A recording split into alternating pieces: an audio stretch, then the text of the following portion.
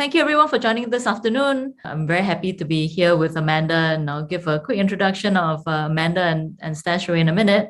But our topic today, it's a very fun and educational one. So, before we get into the disclaimer, I'm going to do the disclaimer that we're actually not, obviously selling any investment products. But today's session is to understand what is happening with the digital wealth space. I think what's happened over the last 2 years, and we certainly at ADDX see a lot of that transition, is that because of COVID, it's actually forced everyone to think about online, forced everyone to think about digitization, and then that is being applied everywhere from e-commerce to wealth management.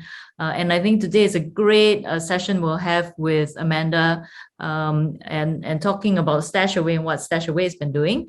So Amanda is the country manager of Stashaway in Singapore, and she also heads the PR and the Stashaway Academy for Stashaway globally, and is a wealth advisor to high net worth and ultra high net worth clients. Before, she led Stashaway's client experience team of more than 48 people in 5 countries. So, she's looked at wealth management across Singapore, UAE, Hong Kong, Malaysia, and Thailand. And Amanda is also a licensed rep with MAS for Asia Wealth Platform, which is the legal entity of Stashaway. Prior to Stashaway, Amanda held various roles in the financial services industry, and most recently handling investment advisory to ultra high net worth clients in the wealth management and family office team of Lighthouse Canton. And prior to that, she worked at Citibank. So without further ado, Amanda, thank you for joining us. For maybe our audience who are slightly less familiar with Stashaway, would you love to give an introduction to Stashaway and what you've been working with them over the last couple of years? I will, and thank you so much for the introduction. Oyi, great to see you again. So hi everyone, thank you all so much for joining us today. Really quickly, just to introduce Stashaway for 30 seconds. We are the largest digital wealth manager in Southeast Asia and the Middle East. We are headquartered in Singapore. We've been around for about 5 years now. But we also operate in Malaysia, Hong Kong, Thailand, and in Dubai, where we service clients in the MENA region as well. So what we essentially do for our clients is help them build and manage their wealth for the long term. We have a couple of different portfolios available for them to meet different needs and life goals that they have. And so yeah, just really quickly, that's a high level overview of Stashaway. Great.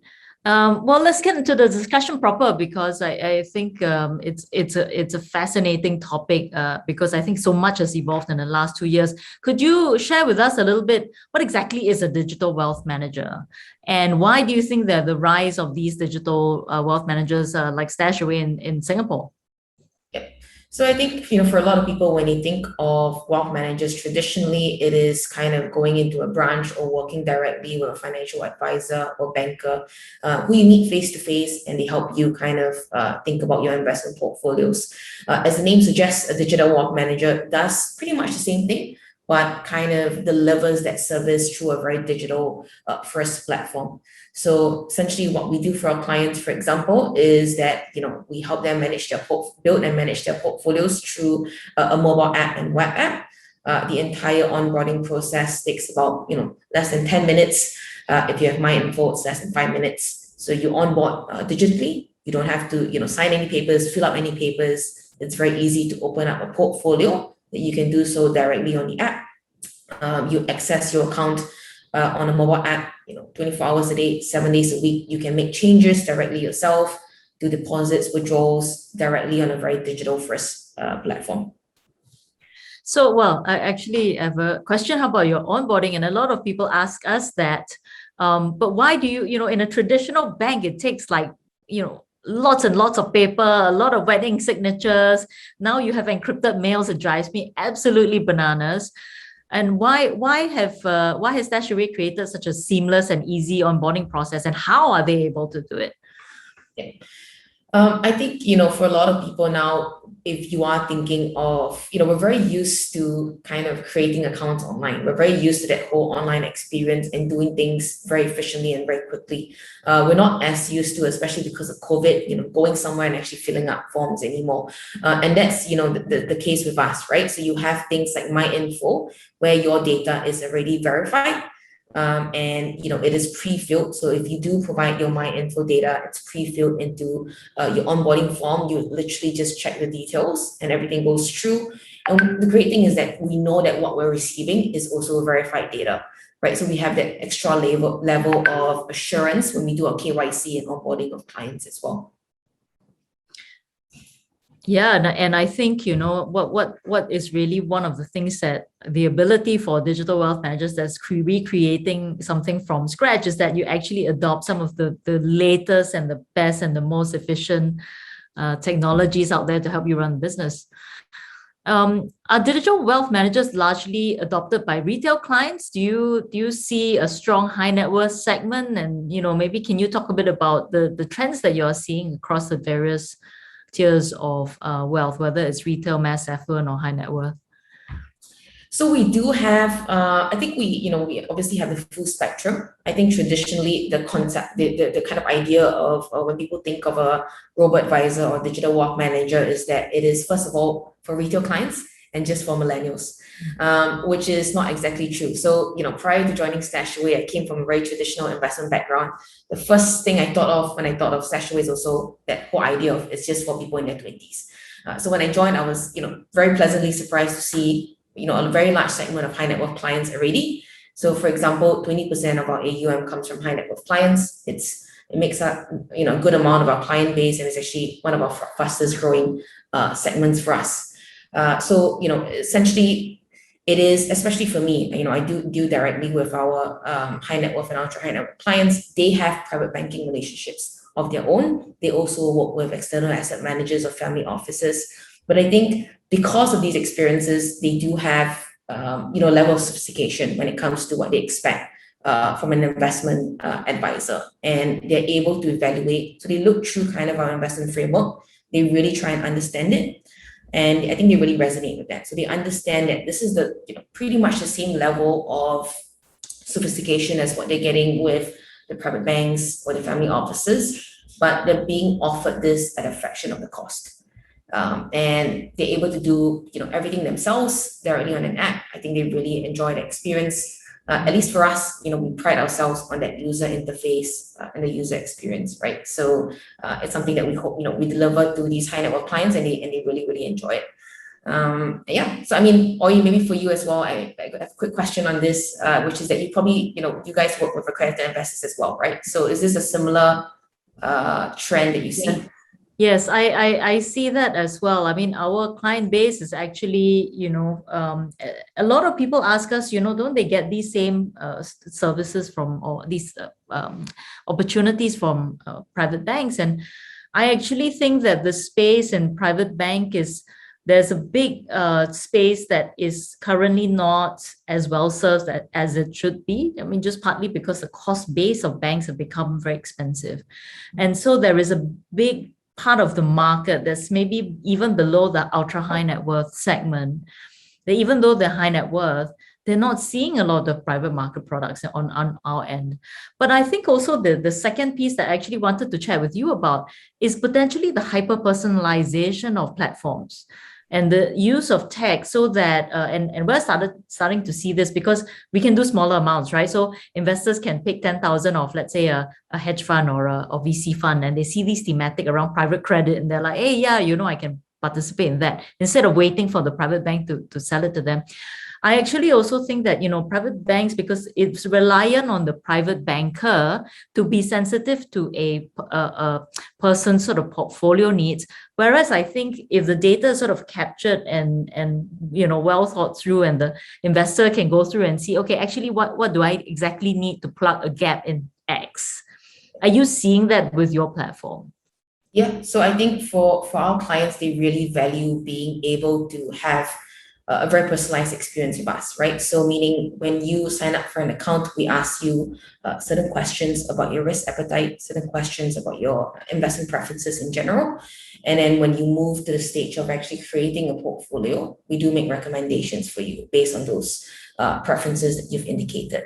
And as you've rightly pointed out, it's a lot of times traditionally when you work with private bankers, you have to obviously connect with them, and they have to understand your kind of risk appetite, your investment timeline, and then make a recommendation based on that.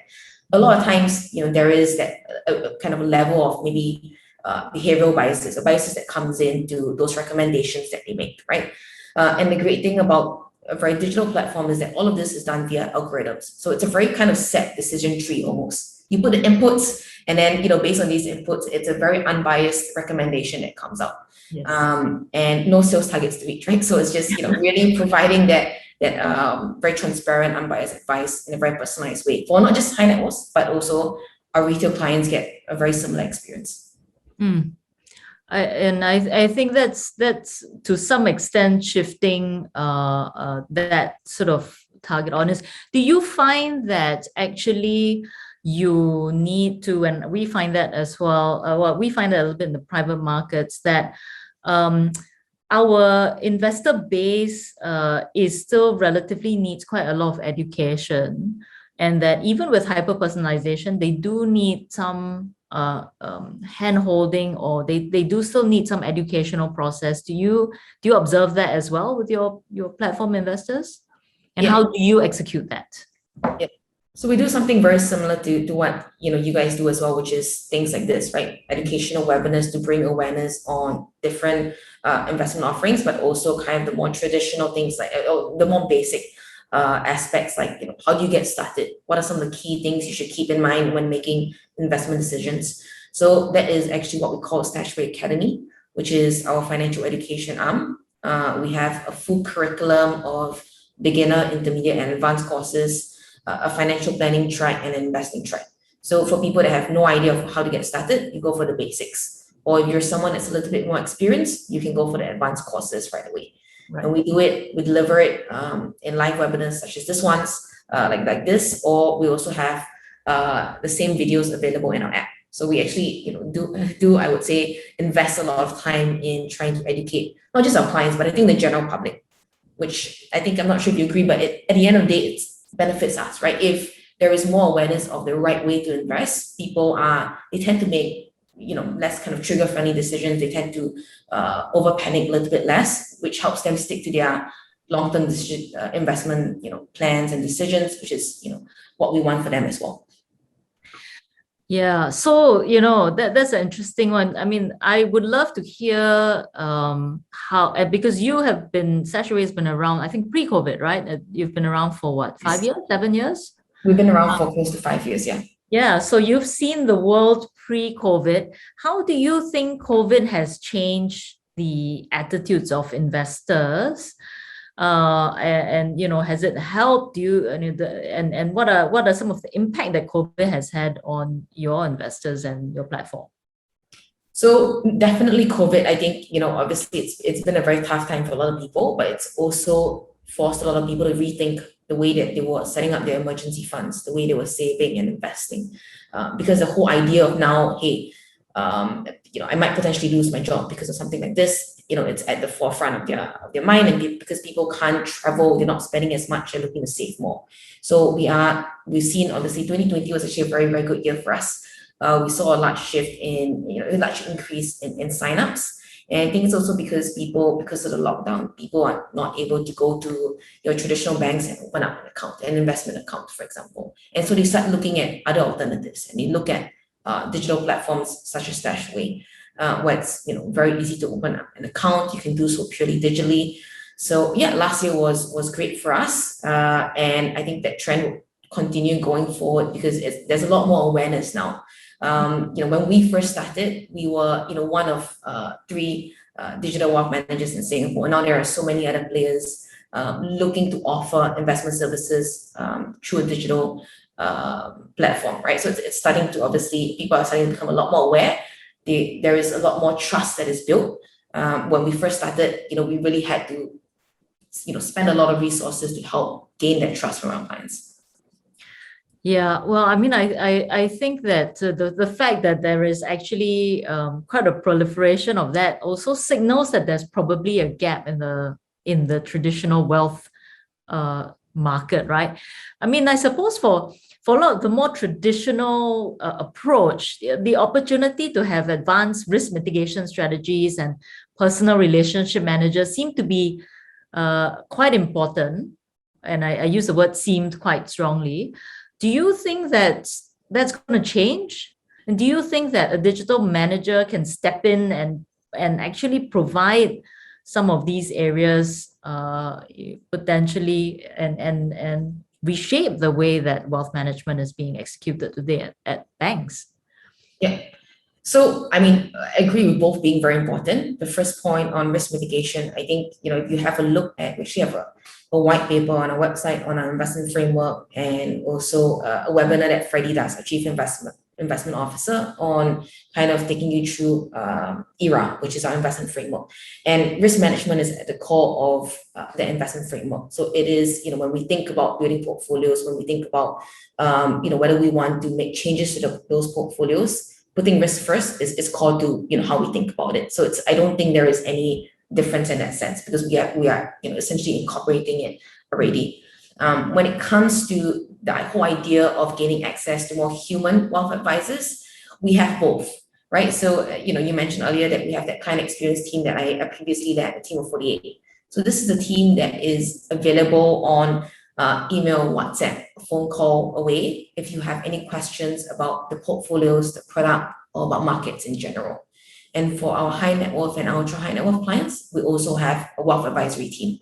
So it's similar relationship managers who are there that you can reach out to if you have any questions. So that's super important for us. If you are a digital platform, my feeling is that because you're accepting money, it's very important to also make sure that you are as readily available through multiple channels as possible. So things like picking up the phone in 8 seconds, that is our actually the average pickup time for our phone calls, which is, if you call a bank, I think it's going to take a little bit longer. A bit longer, yeah, maybe 30 minutes, yeah. So for us, that's things like this is super important, being super accessible for our clients. And that's one. If you want to speak to an advisor, you have a whole team available for you in every country that we operate in. If you don't want to speak to an advisor, you don't have to. You can just go through, do everything directly on the app as well. So obviously, during the COVID in the early 2020s, right, when COVID was happening, the market was very, very volatile. How did StashAway respond to that? Because obviously it took people by surprise. There was, numbers were down. I mean, markets were down, 20-30%. Your phones must have been ringing off the hook. Yes, no, for sure. I think that was one of the more intense crashes that we've seen, right, in terms of speed at which the drawdown that we saw. We had a very similar experience in 2018 as well, the market corrections that we see. So it's kind of something that we were prepared for, but not really as well, because it was so sudden. For us, at least, we were telling our clients at that point in time that, it did not make sense to re-optimize the portfolios. We were looking at data, and based on the data that we were looking at, it still seemed that, some of the numbers were still relatively strong. It's just kind of a little bit of a black swan event that happened with COVID, right? That caused a little bit of the crash. So we didn't, a lot of the clients were reaching out to us to see if, are you going to make changes to the portfolios? Are you going to re-optimize the portfolios? And we told them that, we're monitoring markets, but we're not looking to re-optimize yet.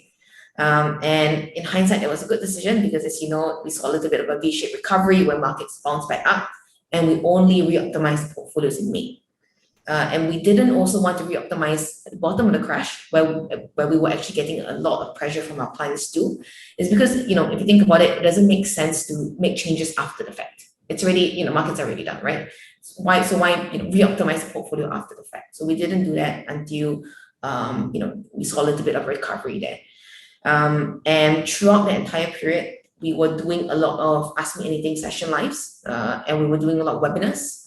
We were making sure that we were communicating actively with our clients. So keeping them up to date on what's happening, helping them understand both like two main concerns in a period of time: the market crash, as well as how is StashAway doing as a company, right? People were worried that companies are going to close down because, of that whole lockdown situation. People were losing jobs. So we were assuring them on both fronts, trying to communicate as actively as possible. So, what does actually, I see that as a Q&A, and maybe I'll leave it for later. Well, let's skip to the next question, because I think that will be an interesting one to focus on in Q&A. Where do you think digital wealth managers, where do you foresee the next 3 to 5 years? What are some of the key evolution and changing to make your ecosystem even more robust. And do you foresee the banks jumping onto that bandwagon, or would they partner? Where do you think this will evolve? Yeah. So I think first of all, it's likely, at least mainly in the credit investor space, it's likely that we'll see a lot of digital wealth managers move away from, or at least expand beyond just offering core investments. Right now, a lot of digital wealth managers are offering portfolios of ETFs or funds that focus more on your traditional asset classes like equities, bonds, gold. I think over time a lot of players will start to look to offer things like private equity, private debt, IPOs to accredited investors, angel investing, wine investing, things like that on their platform. So I think that's in terms of expanding the investment options available, that's definitely something that we'll probably see.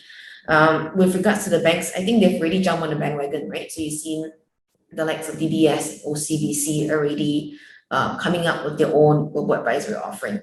But I think one thing that maybe could be a struggle for them in that sense is that they have to then contend with the idea of a little bit of cannibalization, right, from their traditional channels, their traditional distribution channels. That inevitably will happen when you have a very similar product at a much lower cost. So I think they have to deal with that. While for players like us, it's we keep that low fee. There is no kind of conflict of interest that we have to think about or deal with because we don't take trailer fees or kickbacks. Anything like that. And I think, for a lot of the banks, probably they will continue to try and I guess compete with the newer players like us, and which is good, right? It drives all players to innovate, and it's great for Singaporeans and consumer at the end of the day.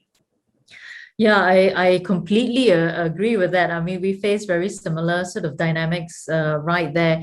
I actually think that today, our investors are actually, they're in a really great place because what they now have a choice is not only maybe the slightly sort of stodgier sort of private bank or traditional local banks, but they're also starting to see nimble players who are creative and have very interesting ideas, right? And maybe the onboarding and the speed and the reaction to markets are maybe faster and would definitely, at least I can see from my perspective, and I'm quite sure from yours, a very efficient platform.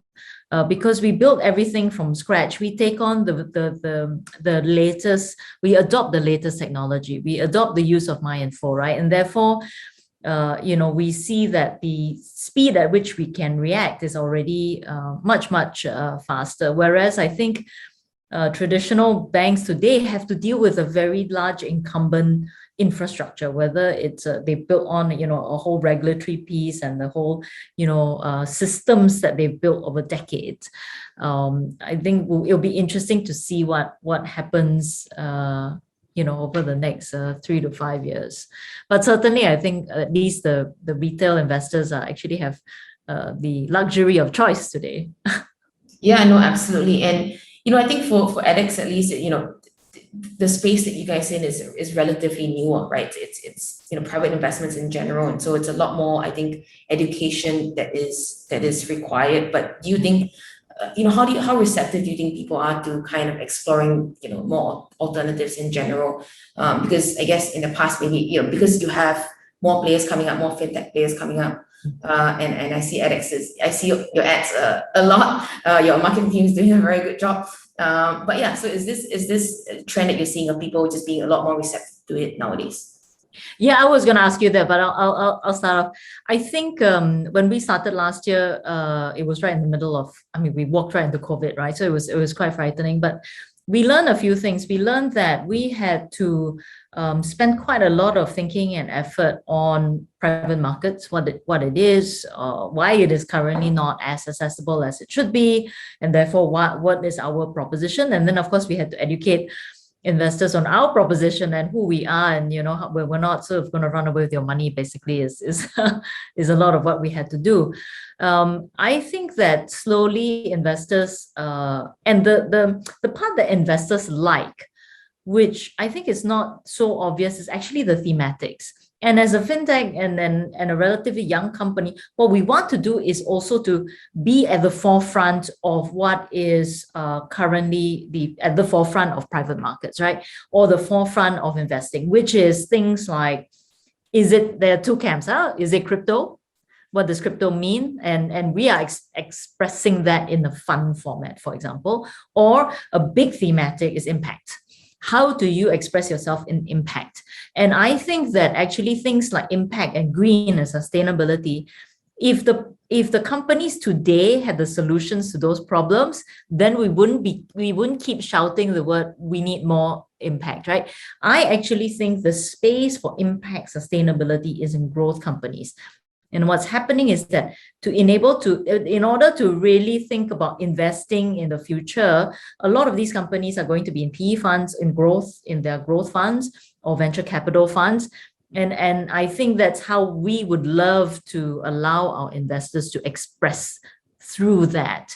So I think the private markets is not about the markets, right? Which is where you look at it. It's a bit more thematic and I would say the ability to choose becomes very interesting. So, for example, we just closed a fund that invests in VC in China for the electrification of vehicles. And, that's been a very hot topic. And it rode through the China waves of education and common prosperity, because actually one of the biggest themes of China is to electrify the infrastructure, right? The logistics infrastructure. So that was a very interesting one. But yes, it does take quite a lot of time and education. But I actually think investors who've then now onboarded and done something with us realize that, hey, I can express myself in these many ways and have done it sort of many times now. So we're happy for that traction. So I am now spent quite a lot of time talking. I'm coming back to you. What do you see as some of the challenges for digital wealth managers? And how do you think you all have overcome that or will overcome that? I think, as I mentioned earlier a little bit, it is very early on, it was the main challenge was building trust, because people were very used to banking with the banks, right? Investing using the banks. This whole concept of digital wealth managers was not, kind of a whole concept that was, people knew about in Singapore until, in the past 5 to 7 years, right? You had only a lot of robo-advisors and digital wealth managers in the US. Betterment and Wealthfront, very common. In this part of the world, it was, not really something that a lot of people were familiar with. So it's building that trust, helping them understand that, hey, we are licensed by the MES. It's the same, level of scrutiny that a lot of large asset managers are kind of exposed to as well. So it's a capital market services license, same kind of guidelines and regulatory requirements. So helping them understand that, building that trust was, I would say, a big challenge in the beginning.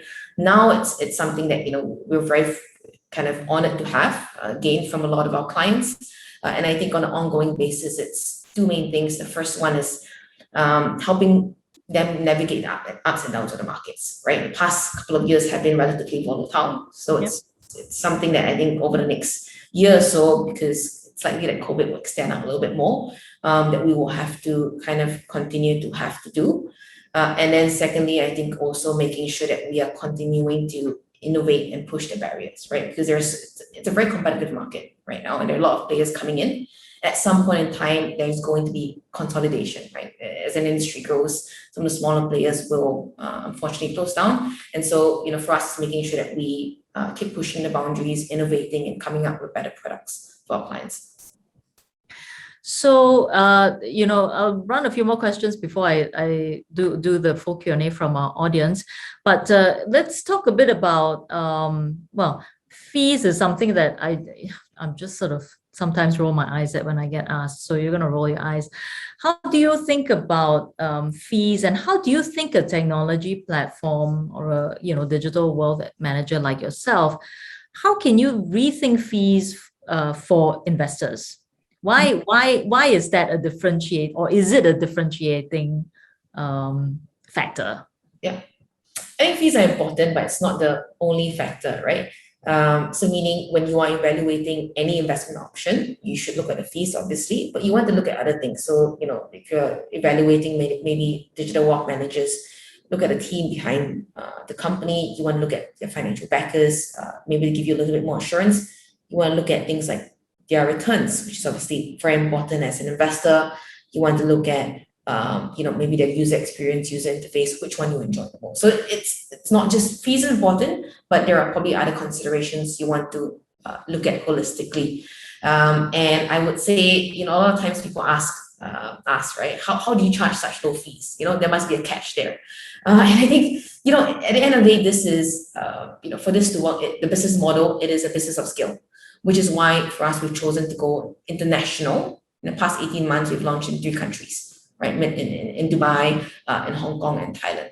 So it is a business of scale that we have to reach as many users as possible. And at that point in time, it starts to make sense. The business model will start to make sense naturally. How we're able to charge such low fees is by leveraging technology. So removing a lot of those manual processes that the banks kind of have to contend with. Right, you have to hire 10 people to do something. For us, we automate everything. We run a very lean operations team, for example. Everything is just simply automated, deposits, withdrawals, processing. So all of this kind of cost savings adds up, and we pass it on to our clients. Great. All right. I see we have a number of questions here. So for everyone who's on the webinar, if you would like to ask a question, please hit the Q&A button on the Zoom bar below. I'm gonna start off with a few questions from the audience. Okay, I think we've covered some of these. Okay, how do you, one question from our participant, how do you ensure that the strategy is the right fit? I mean, you must be very confident about your framework. How do you, how did that come about? Talk a bit about the team that's built that framework, and how has it been back tested maybe across different scenarios and different crises, for example? Yeah. So I think, first of all, we're one of the only digital wealth managers that's been here through the 2018 market corrections as well, right? So, we've been through that market correction, those 2 market corrections, 2018, the market crashed last year. So you can see the track record of our portfolios. I think that's one thing. But for us, we don't go out there and say that, our investment framework is the best. It works, all the time, right? It is a constant work in progress.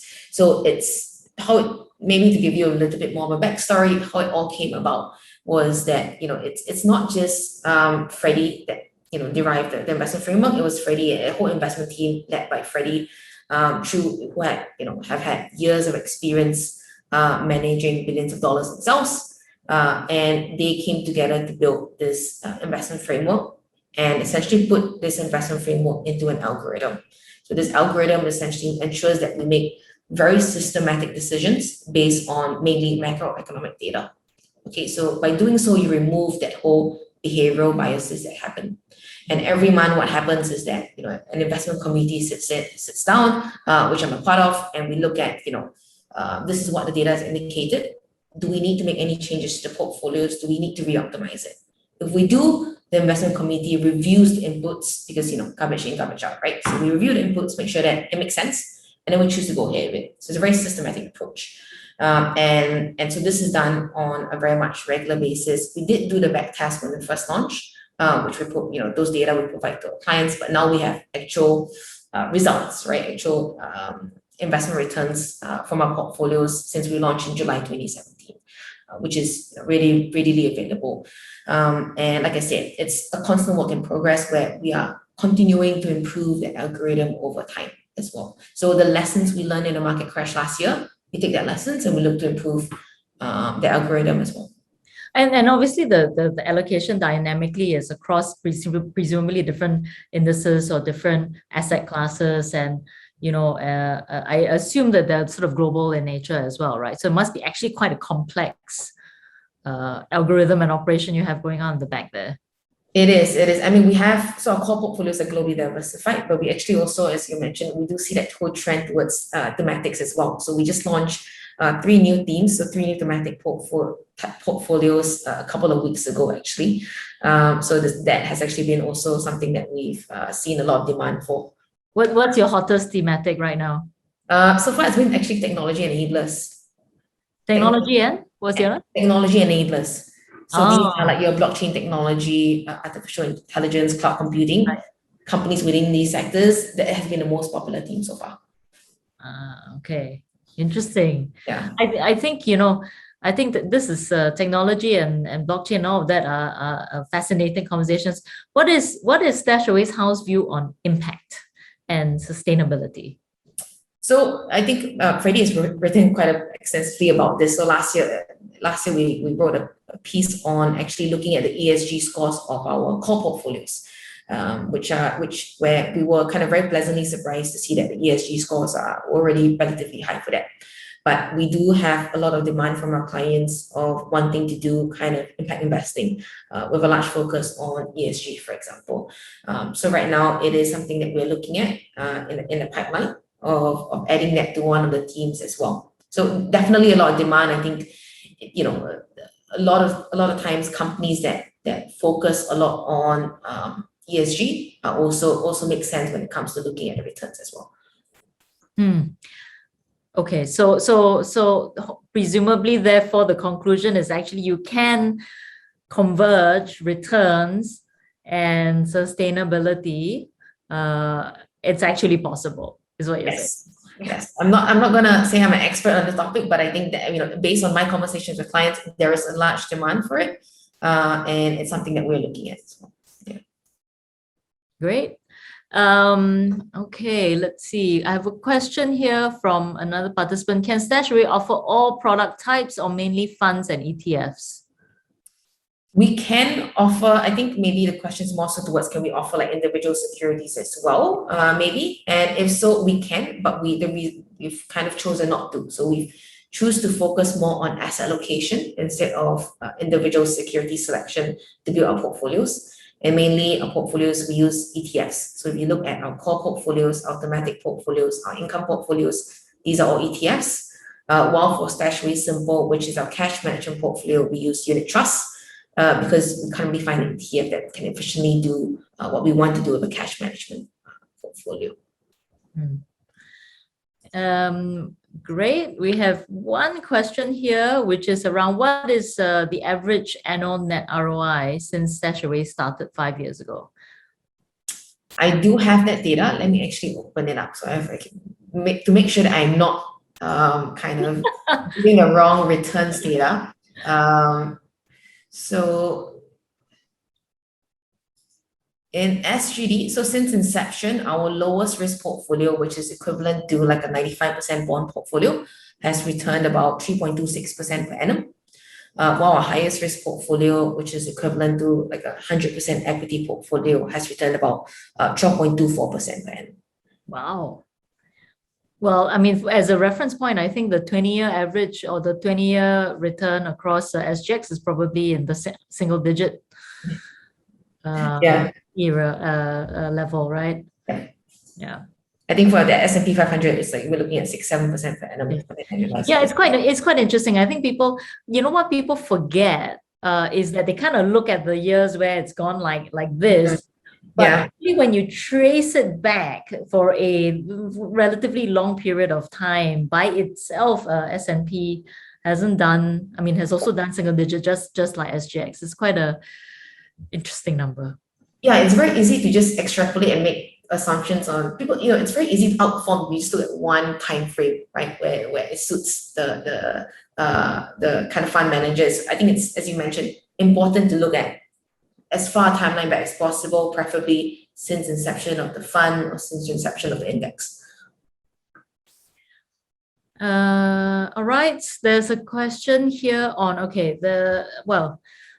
I think for our participants here who are looking for platforms to invest, there are obviously a lot of similar, this person, Serene here, observes that there are a lot of similar ones in the market, like ADDX, Stashaway, Crystal. Maybe we should spend some time talking about the differences here. And her concern was if the platform can survive in 10 or more years, because she doesn't want to see the platform close down and run away with her money. And a lot of these platforms are still going through funding series. And how should our audience choose? What should they consider?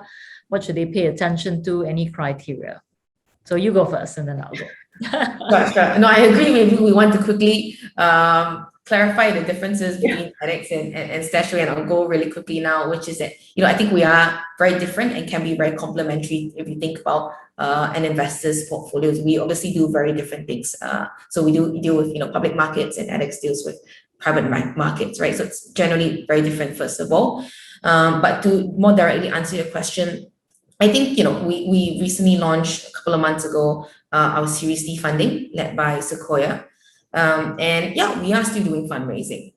But to be honest, if we want to be profitable today, we can be, but we are in a high growth phase, right? So we are prioritizing that, as I mentioned earlier, that skill that we want to do. So we are still doing fundraising to be able to do that, because we are looking to go kind of very big, right? Our ambitions are much bigger, and we want to grow the business a lot more.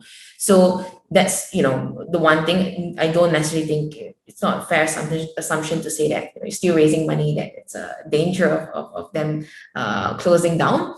And how should you choose? I think, evaluating across some of the different factors I mentioned earlier. The license, that's, I think, very important, right? Are they licensed for MES?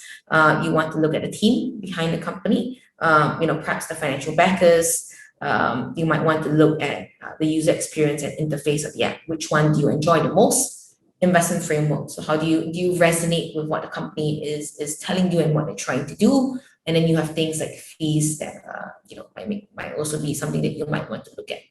But probably, if your concern in particular is the risk of them closing down, maybe look at the license, and also look at the financial backers, right? So these are people that have done extensive due diligence before deciding to invest in the company. Yeah, I completely agree with that. So even though, for audience out there, we cover different aspects of the investable market, I would say a few things are important, right? First of all, it's not just about going to the website and seeing the MAS logo, right? Because actually, there's such a proliferation of people out there who are in the sandbox, who are purporting to be this and purporting to be that.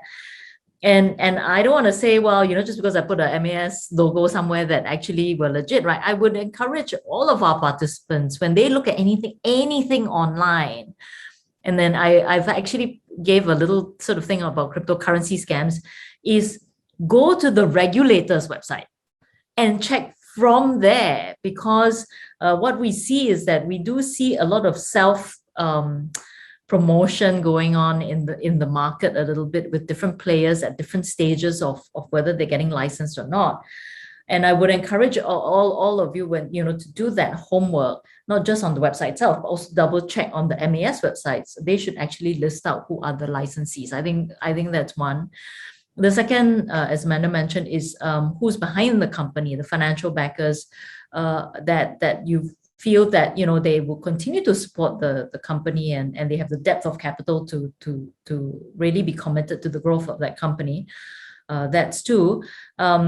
But also the team. I think it's important for the team, not just the management team, but also the board and the backers, to be stable and really be committed to the company in a significant way. So I think what sometimes if you click on a website and they're like two guys, I mean, frankly, I think that should be something to be watching out for. Does that platform actually have the right construct of a team and the stability and the knowledge of the team to really run a fintech regulated business?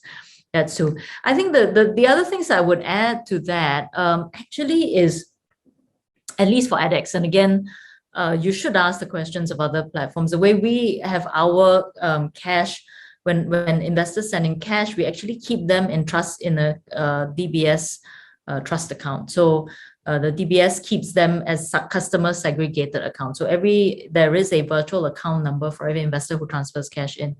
When our investors invest in the funds, and it's a bit scarier than for Stashaway, right? Because we do use a blockchain platform, and so the word tokenization actually is a bit unfamiliar with our investors. And so they do spend a lot of time thinking about what does that mean. But in reality, while the cash is kept, for example, in DBS, the securities are actually traditional securities. And so we provide that if anything should happen on our platform, that actually you end up as an investor holding still the paper security. So you don't, it may be just slightly inconvenient because it's not online and it's not managed online, but I think we have mechanisms at which we flow through the investment back to the investor should anything touch wood happen. Now, obviously, that's a very small scenario. It's not clear to me that all platforms think this way, so I would encourage everyone to just ask the questions if you're concerned about that. But I would think that the right management team, the right governance, the right backers actually should provide a lot of comfort already. Okay, bunch more questions. Amanda, who can some of our participants reach out to? Sorry. I think this question is, when a client has a query around their investments on Stashaway, is there a dedicated relationship manager, or is there just a team who's responding when the investor calls? Yep. So for high net worth and ultra high net worth clients, we do have a team of dedicated wealth advisors. If you come on board as a accredited investor with us, you'll be assigned a wealth advisor, and they will be your main point of contact. So the same way you would have a relationship manager with the bank. If you have any questions about the portfolios or product, you can just reach out to them directly. They are licensed representatives of Stashaway as well. All right. Next question. What are some of the risks of Stashaway?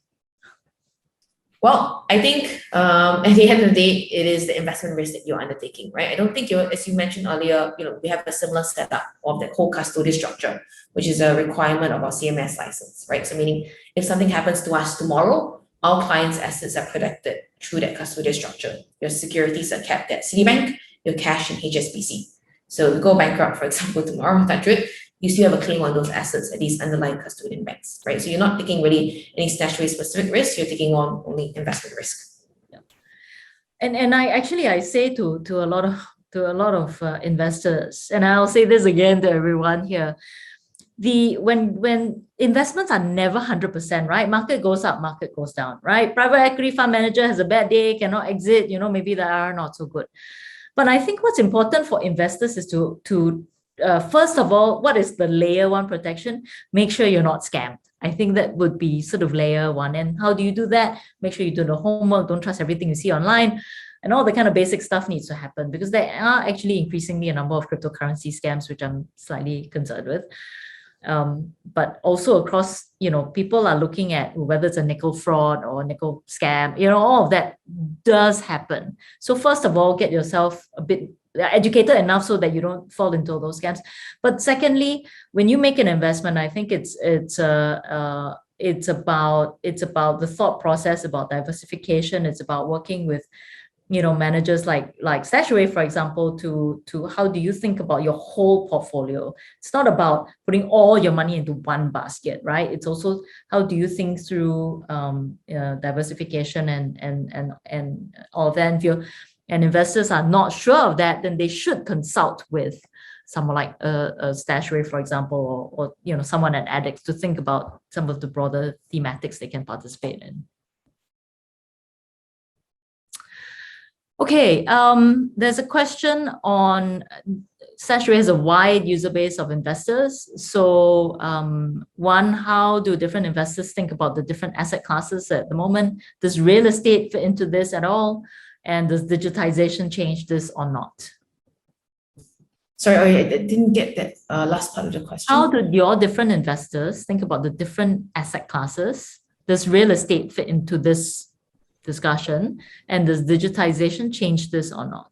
Thank you. Yeah, so thank you for repeating that. So in terms of thinking about the different asset classes, I think, we have, as I mentioned earlier, a full range, right?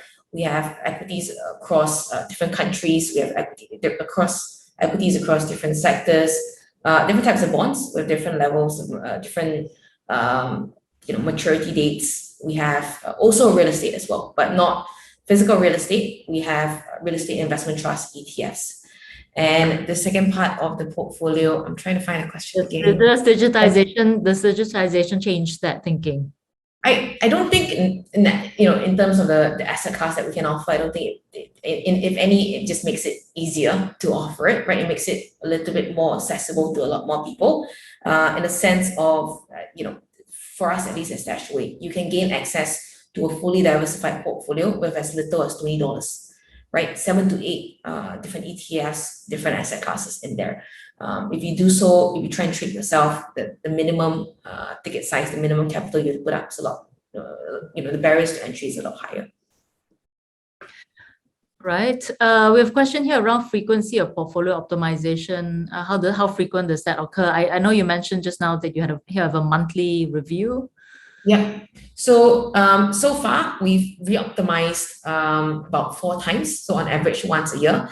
To be honest, when we first started, the re-optimization should not happen as frequently as that. So it's typically aimed at about at least 12 to 18 months, or 18 months at least.